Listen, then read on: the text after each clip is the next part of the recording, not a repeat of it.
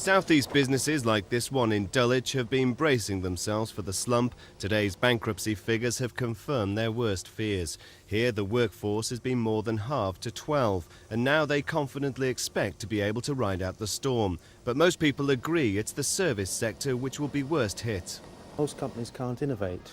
They can't introduce new products. They do all the standard financial practices like cutting your stocks, watching cash flow, but that isn't how to change things around dramatically.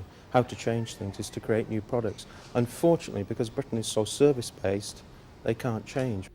Leisure industries, which traditionally rely upon people's spare cash for their living, have been feeling the cold wind of recession probably longer than most. Dealers at the International Boat Show, which opens at Earl's Court tomorrow, are still optimistic, but some boat builders admit orders are definitely down.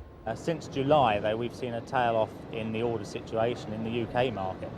I think mainly due to a lack of confidence in the market here.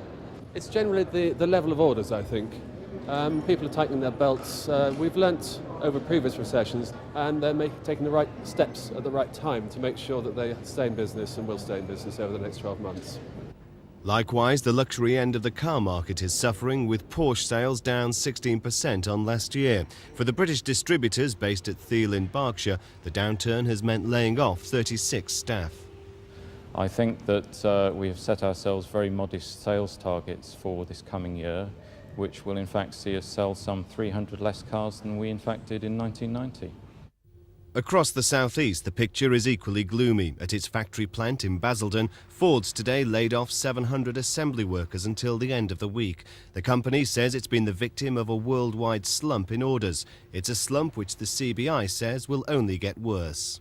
The reality of the matter is that we are in synchronization with a downturn in all the other countries of the world. And this has not happened, to my knowledge, before. And it does mean that we have got to be very careful this time. It does look as if it could be very severe.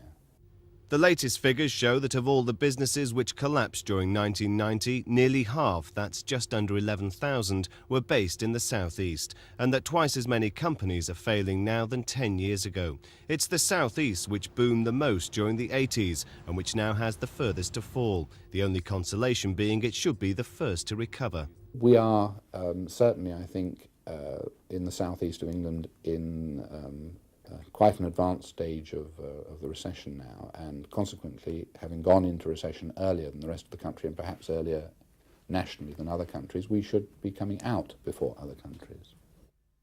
So there is light at the end of the tunnel. The only question is how long and how severe the recession will be, especially when unknown factors like the prospect of a Gulf War come into the equation.